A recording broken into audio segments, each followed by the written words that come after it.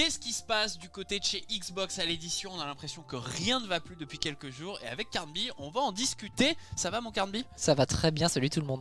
Eh bah écoute, qu'est-ce qui nous amène ici? C'est ça évidemment, la sortie mouvementée de Redfall sur PC, Xbox Series X. Un jeu qui du coup est dans le Game Pass, mais qui est également vendu à part sur Steam, vendu sur console à 80 €, 70 € sur Steam. Et voilà, la qualité n'est pas forcément autant au rendez-vous que ce qu'on pouvait en attendre de la part d'un first party AAA, nouveau jeu de Bethesda. C'est un petit peu leur dernière cartouche avant qu'ils poussent Starfield, qui est un petit peu le jeu le plus attendu de l'année avec Zelda et Spider-Man. Donc vraiment là, on est en passe de se poser de sérieuses questions sur la capacité d'Xbox à bien gérer son activité d'édition, c'est ça?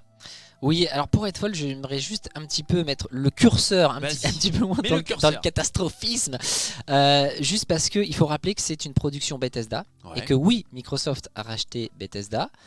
Mais Microsoft laisse la liberté aux studios qui rachètent et en particulier aux éditeurs qui rachètent. On sait très bien que les directeurs sont restés en place, à peu près tout le monde avec qui on travaillait avant, nous-mêmes, avec les pierres sont restés en place. Et c'est un jeu Bethesda. Mais évidemment, c'est un jeu Bethesda depuis que Microsoft l'a racheté. Donc il est attendu comme un jeu first party avec des qualités que l'on attend d'un jeu first party. Mais derrière, ça reste une production Bethesda. Donc je comprends très bien qu'on se pose plein de questions sur Xbox et sur sa façon de gérer ses studios. Mais pour le coup, là, c'est plus, à mon humble avis, une histoire sur comment Bethesda, bien sûr avec Microsoft, ont géré le développement de Redfall.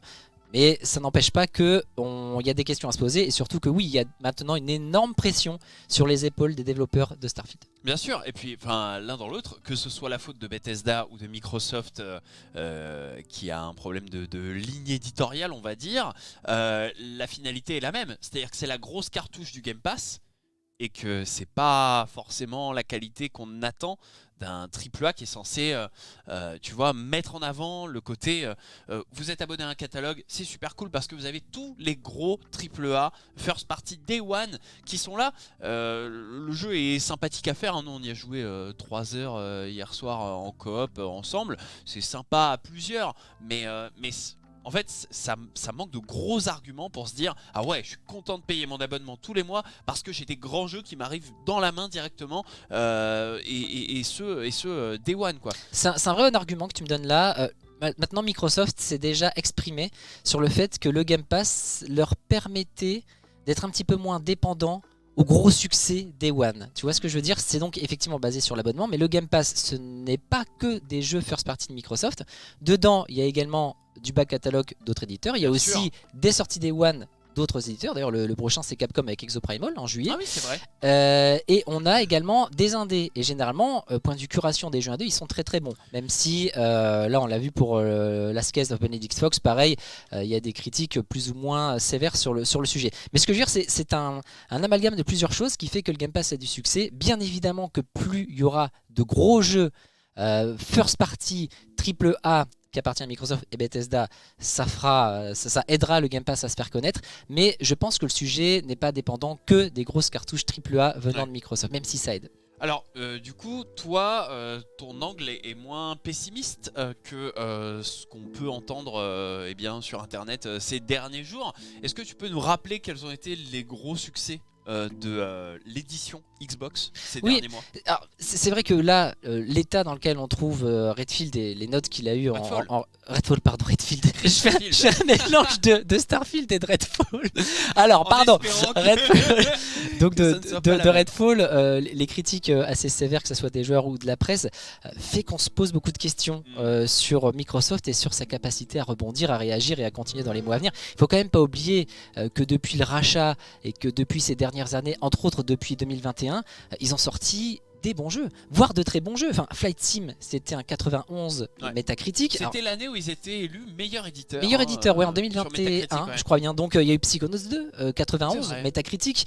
Il y avait Forza Horizon 5 qui arrivait à la fin de cette année-là, pareil, 91 Metacritic.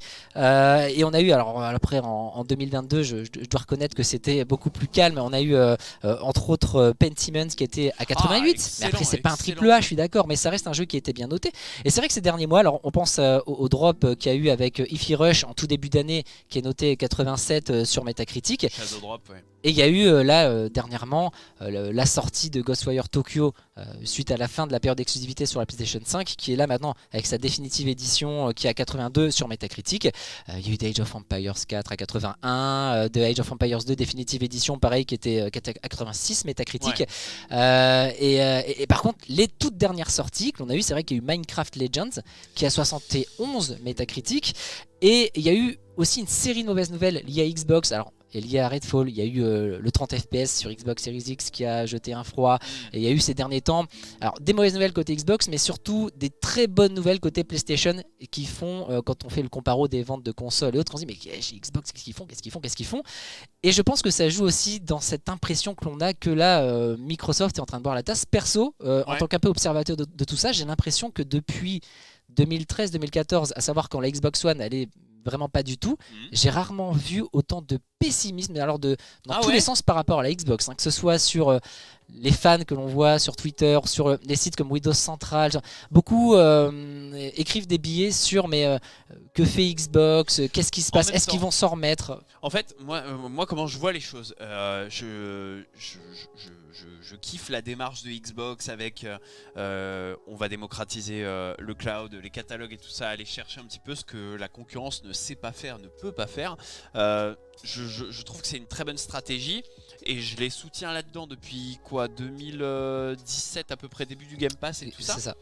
Et en fait, je trouve que leur hégémonie a permis à Sony de se rééquilibrer et de balancer son game catalogue et tout ça, ce qui fait qu'aujourd'hui on est un peu à l'égalité en termes de service et tout ça. Alors la seule différenciation, c'est qu'il y a les first party qui arrivent un peu day one, un peu plus souvent, mais du coup en fait ils perdent le côté qualitatif des first party et cette promesse qui est d'amener quand même énormément de jeux, parce qu'ils ont tellement bouffé tous les studios du marché que on en arrive à ça, quoi. On vous annonce X dizaines de jeux qui vont être développés en interne, et en fait, ils sont où ces jeux, en fait? On peut pas te répondre à ça. C'est vrai qu'on attend depuis très longtemps Fable, Perfect Dark, Everwild, tous les jeux des studios rachetés, Compulsion Game, qu'est-ce qu'ils font depuis Contrast, tu vois, genre, enfin, tous ces. Ils ont fait Happy Few depuis Contrast, mais c'est depuis ça, c'était en 2016, 2017. Oui, c'était même pas édité par Microsoft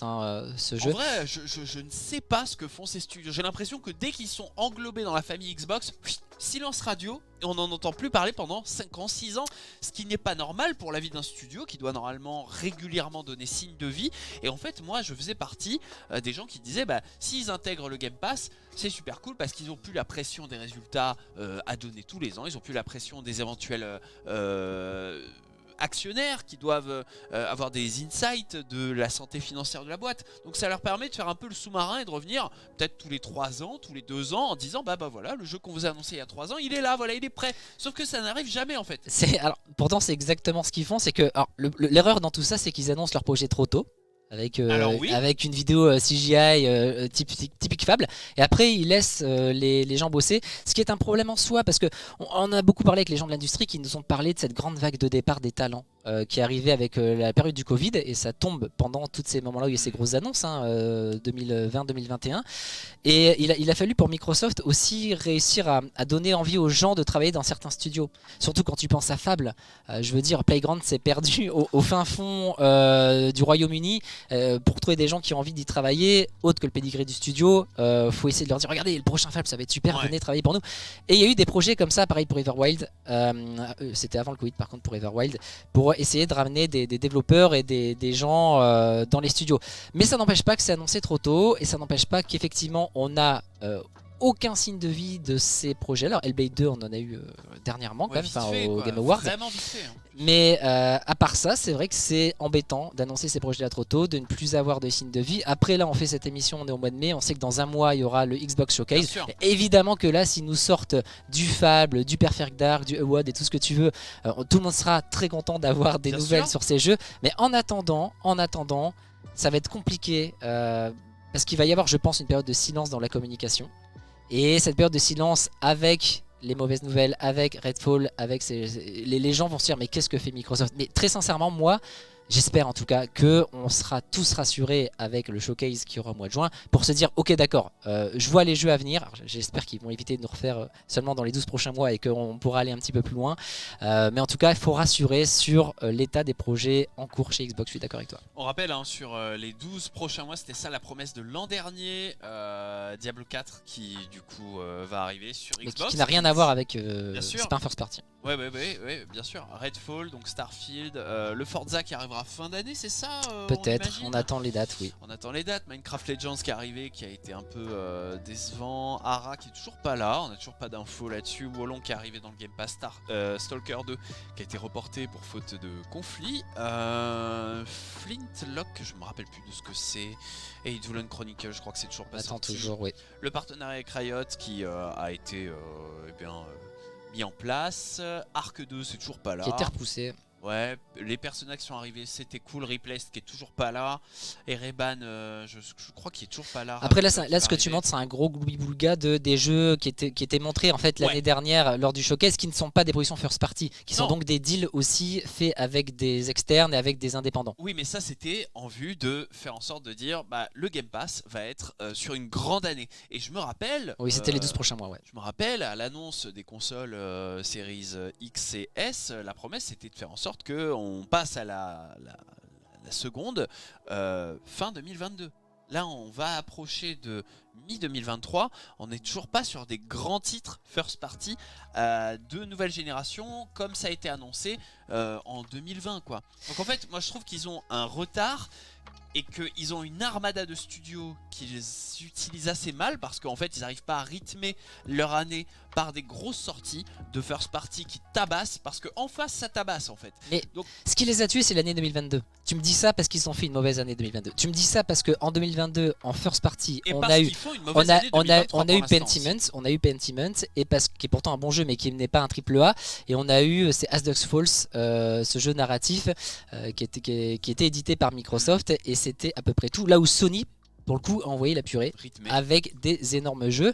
Or là on est dans la première partie de 2023. Effectivement on est dans un certain calme, même s'il ne faut pas oublier il y a eu Hi-Fi Rush, il y a eu la sortie de Age of Empires 2 Definitive Edition sur Xbox, il y a eu Ghostwire Tokyo qui est arrivé sur Xbox, il était toujours pas là, oui mais tu comprends, ça fait quand même des sorties sur Xbox et qui a des soucis de performance sur Xbox.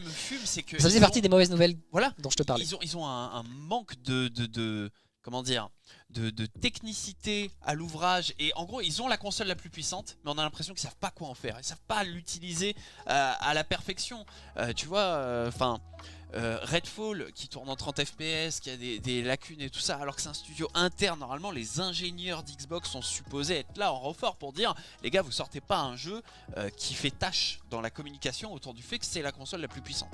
Donc en fait ils ont un sérieux manque en image. Tout se résume à un point qui est central peut-être dans cette histoire-là, en tout cas pour l'image que Microsoft donne de sa Xbox, c'est que je pense que actuellement, chez Microsoft, en règle générale, la Xbox c'est pas le plus important. Je te parle de la Xbox en tant que console, mais même là, eux, ce qu'ils veulent, c'est aller sur le mobile. Et la stratégie cloud en fait partie, mais pas que. C'est pour ça qu'ils sont intéressés par King. Et la stratégie, c'est le PC. Chaque année, ça fait 2 ans maintenant qu'avant les showcases, on peut assister à des petites vidéos où il y a Phil Spencer, Sarah Bond et d'autres execs de chez Microsoft, Stuart également, qui s'occupe des finances, qui donnent leur point de vue sur où on va. Et à chaque fois, c'est un truc que j'ai remarqué il y a 2 ans déjà, quand j'avais écrit les papiers dessus, à chaque fois, ils parlent de mobile et de PC. La Xbox, c'est un point d'entrée. C'est un point d'entrée. S'il y a un truc qui sort sur PC, que ça sort sur Xbox, voilà, ça sort aussi sur Xbox. Mais j'ai l'impression que chez Microsoft, vraiment le plus important, c'est le PC et le mobile, parce que forcément avec le cloud, avec Azure, avec tout ça, c'est ce qui va permettre les synergies dont on parlait dans une précédente vidéo. Mais la Xbox en tant que telle, elle est, je vais pas dire qu'elle est délaissée, mais c'est pas le point central dans la communication et dans, je pense, l'envie de s'étendre de Microsoft. Pour le moment, on sait qu'elle est au niveau part de marché, la PlayStation 5 est loin devant la Xbox Series. C'était dans les derniers chiffres. Et quand tu parles avec des gens de Microsoft, ils ont l'air entre guillemets contents. Ils ont leurs objectifs. ça les atteint. T'as l'impression qu'ils n'ont pas des objectifs extrêmement élevés, si tu veux. Ils font ce qu'ils veulent faire avec la Xbox. Pour eux, très sincèrement, effectivement, maintenant, le Game Pass, c'est extrêmement important avec le nombre d'abonnés. Et encore, là, il y a des articles qui commencent à arriver sur est-ce qu'on n'a pas atteint un plafond de verre, est-ce que c'est pas compliqué d'atteindre. On était à 25 millions janvier de l'année dernière. 28, là, on est peut-être à 30 millions, 28, autour de 30 millions, mais on n'a pas de chiffre officiel. Donc, je pense que tout ça également, Microsoft y réfléchit. Et même si, bien évidemment, ils veulent rester dans le monde des consoles, pour le moment, l'emphase, enfin le souci, c'est vraiment de grandir sur PC et sur mobile. Ouais, et de faire en sorte que le rachat d'Activision Blizzard King fonctionne pour justement débloquer ce savoir-faire de King et cette incroyable base de données qu'ils doivent avoir en clients potentiels à solliciter. Et Activision, Blizzard, faut pas oublier, c'est le mobile, mais c'est également plein de free-to-play qui fonctionnent, c'est des jeux services qui fonctionnent, c'est un back catalogue fort, évidemment un back catalogue pour le Game Pass, c'est très bien. Donc bref, c'est vraiment un actif parfait pour Microsoft. Et alors, tu penses pas que, du coup, vu la mauvaise gestion, je vais dire entre guillemets, qu'ils ont eu côté édition sur les années passées, est-ce que ça ne fait pas peur aux joueurs de se dire ah ouais mais en fait moi ça m'emmerde un peu de voir un géant qui sait pas forcément très bien gérer son armada de studios, qui savent visiblement pas trop sortir des trucs archi calibrés ou archi qualitatifs, ou en tout cas bien étalés sur l'année fiscale ou bien étalés sur l'année des joueurs aussi, parce qu'il faut que ça rythme notre année de joueurs, sinon à la fin de l'année on n'est pas content d'avoir payé un an de Game Pass par exemple, au vu de ce à quoi on a joué et ce sur quoi on a pris du plaisir. Tu n'as pas peur que les joueurs se retournent un peu contre Microsoft et Xbox, alors qu'ils avaient un petit peu le bon dos ces dernières années? Et ils ont raison de le faire. D'ailleurs, je pense que c'est ce qui se passe actuellement sur les réseaux sociaux en règle générale, c'est que les joueurs semblent pas être contents, et ça me semble normal. Mais moi, je suis joueur Xbox, je suis pas content là. Maintenant, c'est un peu le serpent qui se mord la queue. Ouais. Si tu as quelqu'un comme Activision qui rejoint Microsoft et qui du coup rejoint le Game Pass, ça veut dire que fatalement, tu vas avoir des jeux dans le Game Pass en plus, et tu te sentiras moins lésé par les productions que tu considéreras first party. Mais je continue à dire que Activision sera géré, alors on va voir ce que fera Bobby Kotick une fois que le rachat sera fait, mais en tout cas Activision continuera d'être géré comme s'il n'était pas racheté, officiellement en tout cas, comme pour actuellement Bethesda. Faut pas oublier que le patron des first party chez Xbox, c'est Matt Booty. Il y a vraiment une distinction entre Xbox Studio géré par Matt Booty et Bethesda, et si ça arrivait Activision. C'est d'ailleurs pour ça que quand il y a un showcase, c'est Xbox and Bethesda. Et si un jour il y a Activision, ça sera peut-être Xbox Gaming. Je pense pas qu'on mette les trois, mais je dirais de 6 heures. Ouais, non mais c'est vrai que la question est brûlante, et là avec le refus de la CMA en plus, ça rabat les cartes sur est-ce que ce rachat va se faire, est-ce que c'est une bonne chose qui se fasse au vu de l'année en tant qu'éditeur. Enfin, je vais pas vous refaire mon argument, mais c'est vrai que on sent un sujet bouillant derrière tout ça, et on se dit si jamais ça passe pour Activision Blizzard King, qui est le prochain sur la liste? Est-ce qu'ils vont s'arrêter là-dessus? Est-ce que ça va pas être la porte ouverte qui va dire que s'ils ont pu racheter plus gros, ils pourront tout à fait racheter plus petit et totaliser un catalogue d'éditeurs assez colossal? Et au vu de leur gestion, du coup, est-ce que c'est une bonne chose ou une mauvaise chose? En tout cas, Carnby, on peut retrouver des papiers que tu as rédigés sur la question sur JV, c'est ça? Absolument. Et on a fait d'ailleurs une vidéo JV Fast que vous pouvez retrouver sur les derniers rebondissements du rachat d'Activision Blizzard King. On vous pose la question, est-ce que pour vous, Xbox est dans une mauvaise phase, ou est-ce que c'est un petit peu le rebond avant de repartir de plus belle? On vous invite à y répondre dans les commentaires de la vidéo. Si vous avez apprécié ce format, bien sûr, n'hésitez pas à vous abonner à la chaîne, ça ne coûte rien et nous, ça nous aide énormément pour le référencement. On vous remercie de nous avoir regardé, on vous fait des gros bisous, ciao ciao.